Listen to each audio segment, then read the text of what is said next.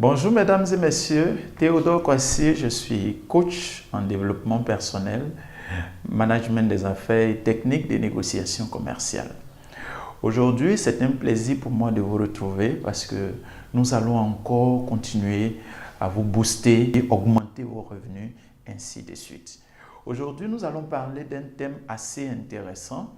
C'est le thème qui parle de comment trouver une idée d'affaires.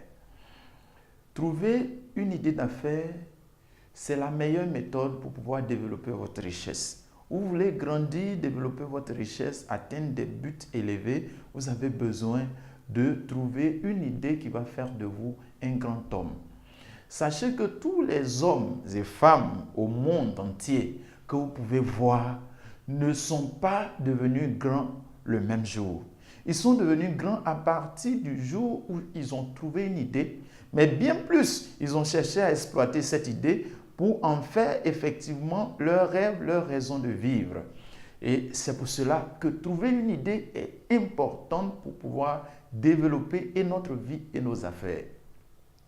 Alors, le premier point pour lequel nous allons donc développer notre richesse, c'est réfléchissez et trouvez l'idée qui fera votre fortune.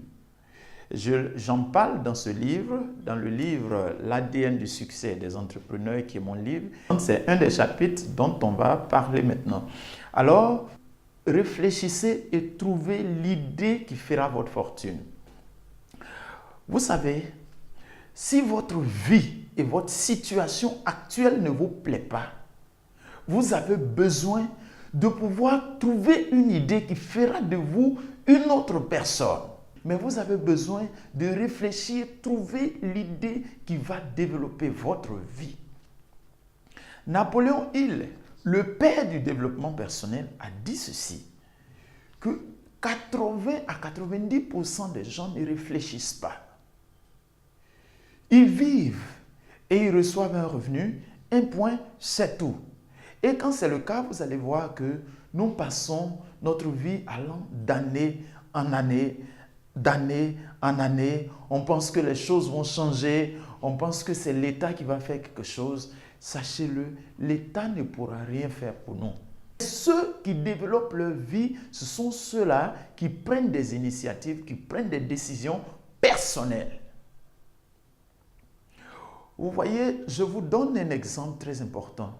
Remarquez, vous allez voir dans la vie des ordinateurs, des trains, vous allez voir des avions en train de voler dans l'air, vous allez voir des bateaux et partout vous allez voir des grands édifices, des habits que nous portons, tout ce que nous voyons dans la vie.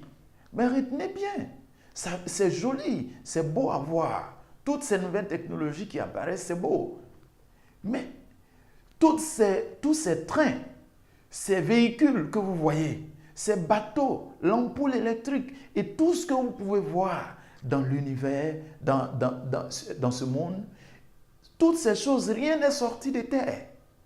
Rien n'est descendu du ciel comme ça et puis on voit descendre du ciel, non. C'est venu à partir du moment où quelqu'un a pris une décision. Une personne a réfléchi et elle s'est donné une idée. Elle s'est dit, ah ben dis donc, si des gens peuvent se déplacer d'ici à là, une même personne comme vous et moi, qui a ses deux pieds, qui a ses deux bras, et qui réfléchit, qui se demande, est-ce que ce n'est pas possible qu'on puisse monter quelque chose qu'on va appeler une voiture, dans laquelle les gens vont monter, et puis pouvoir circuler facilement, accélérer les choses. Et c'est comme ça que l'idée est née dans son esprit. Et puis il s'est dit, je peux trouver les moyens de cette idée. Et il a commencé à fouiller. Et il a creusé, il a trouvé le fer, il a creusé, il a trouvé tout ce qu'il faut. Et aujourd'hui, la chose est réelle. Si vous ne trouvez pas l'idée, même si d'aventure, l'argent vous surprenait, vous ne pouvez rien faire avec cet argent. Parce que, vous savez, la nature veille à l'équilibre. Dieu veille à l'équilibre, la nature. Et Dieu qui a fait toute la nature, il veille à l'équilibre. Ça veut dire que vous ne pouvez pas posséder assez longtemps des choses qui ne vous appartiennent pas. Tant que votre mentalité n'est pas développée pour recevoir de telles choses, elle va venir mais elle va disparaître. Les statistiques qui ont été faites disent que tous ceux qui gagnent au loto, qui gagnent des fortunes, souvent à travers des loteries, 2 ans après reviennent à la case départ. Pourquoi? Parce que leur mentalité n'est pas forgée à développer cette richesse. Donc c'est pour cela que le développement de notre idée est un aspect très important pour notre vie. Trouver une idée revient à réfléchir parce que derrière votre réflexion se trouve une idée qui vous apportera une excellente richesse. Donc, le deuxième point à voir, c'est d'identifier une cause. Il faut identifier une cause qui n'est pas encore traitée dans la société. Vous savez, quand on veut développer sa richesse, c'est un point majeur. Parvenir à identifier une cause revient à dire que vous cherchez dans la société quelque chose que vous allez faire pour améliorer la vie de la société. Vous ne pouvez pas venir faire juste ce que les gens ont déjà fait. Juste parce que quelqu'un vend de la ticket que ça marche bien, vous aussi vous voulez vendre la ticket. Dans un début, ça peut marcher, mais à un moment, ça ne peut pas continuer. Pensez à un système agricole, par exemple. Qu'est-ce qu'on remarque aujourd'hui dans nos sociétés respectives? C'est qu'on a des difficultés, par exemple, de nourriture. Vous voyez que la vie devient de plus en plus chère à cause de ce que l'alimentation devient rare. On importe le riz.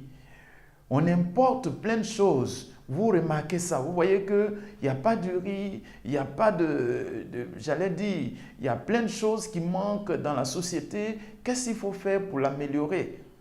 Alors vous vous dites, mais dis donc, est-ce que je ne pourrais pas aller construire, me bâtir une rizière, donc nettoyer un champ et semer du riz, et puis au bout de quelques mois, c'est-à-dire en faire une activité pour toute ma vie? Si vous êtes en train de réfléchir à cela aujourd'hui, non seulement vous allez réfléchir à votre propre richesse, mais vous allez réfléchir au bien-être de la société. Qu'est-ce qu'il faut faire? De quoi la société a réellement besoin? Elle a besoin des gens qui vont lui apporter la solution à ses nombreux problèmes. Et si vous trouvez une solution pour le bien de la société a besoin de vous. Mais si on s'arrête et puis on se dit, bon, j'ai fini mon BTS, j'ai fini mon cycle ingénieur, ou bien j'ai fini mon niveau de master ou de maîtrise, ou j'ai fini le doctorat, maintenant je cherche du travail. Je dis aujourd'hui, c'est que nous n'avons pas encore compris les choses. Parce que quelqu'un qui a fini ces choses devrait identifier dans la société ces différents mots et venir en aide à la société. Vous savez, quand la société, les entreprises et autres, l'État ne vous embauche pas, qu'est-ce que ça voudrait dire? Ça veut dire qu'on ne voit pas en vous des valeurs qui vont aider la société.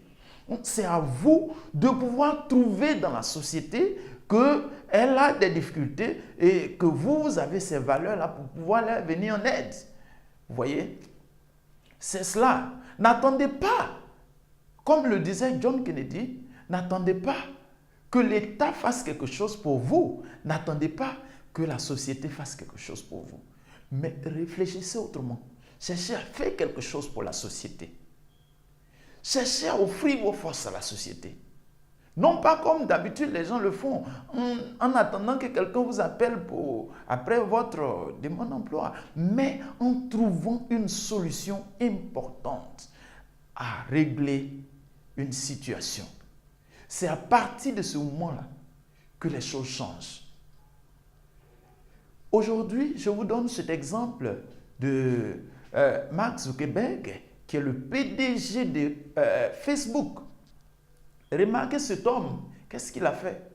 Il a commencé, il s'est dit, mais dis donc, les gens n'ont pas, ils ont envie de se rencontrer, on se sert d'Internet, mais on est au loin, on agit par les mails. Pourquoi ne pas créer un système où on peut se rencontrer juste sur une page?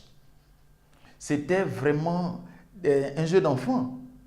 Mais aujourd'hui où je vous parle, Mark Zuckerberg une vidéo, quelque chose, un système qui a été créé en 2006. Aujourd'hui, il est compté parmi les 4 hommes les plus riches au monde. Vous aussi, en 10 ans, si vous voulez changer les 10 prochaines années de votre vie, vous avez besoin d'identifier quelque chose et la vie va changer avec les uns et avec les autres.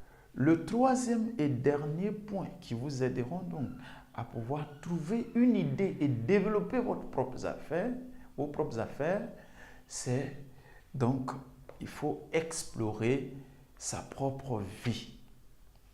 Explorer sa propre vie, qu'est-ce que c'est? Je connais un homme qui a commencé sa vie d'entreprise dans une certaine curiosité. Lui, il aime tout ce qui est curieux, il aime la découverte. Et il a commencé à chercher pourquoi les choses sont comme ça. Pendant qu'il s'interrogeait, qu'est-ce qu'il fait? Il sait que c'est ce qu'il aime. Il aime découvrir les choses. Donc, il a commencé à chercher. Il cherche, il cherche, il cherche. Il échoue, il recherche. Il échoue, il recherche. Il a échoué près de 1000 fois. Ses parents lui ont dit, mais tout le temps tu fais toutes ces choses-là, tu échoues seulement. Pourquoi? Il dit, non, je n'échoue pas, j'apprends. Et finalement, il a échoué près de 10 000 fois avant de découvrir pourquoi il faisait tout ce travail.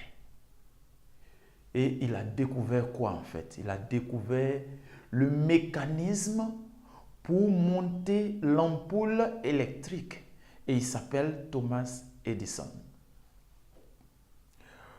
Aujourd'hui, où nous sommes, plus de 1000 inventions par an sortent de General Electric, qui est l'entreprise la plus célèbre aux États-Unis, qui a été montée par Thomas Edison. Juste parce qu'il a utilisé une de ses valeurs qui est le fait de pouvoir aller à la découverte, être curieux. Commencez à identifier dans vos valeurs qu'est-ce qui vous fait qu'on vous aime. Souvent, vous pouvez avoir l'art de la communication. Vous pouvez être un beau parleur. Vous pouvez aider des gens dans des conseils. Souvent, il y a des gens qui donnent des conseils au point que même vous étiez découragé, mais à l'issue de ces entretiens, directement, vous changez de mentalité, vous changez de vie. Il y a beaucoup d'autres domaines dans lesquels vous pouvez exceller. Pour pouvoir identifier, explorer votre propre vie, qu'est-ce qu'il faut faire? Commencez à passer en revue tout ce que vous aimez. Donc, pensez de manière créative. Qu'est-ce que j'aime?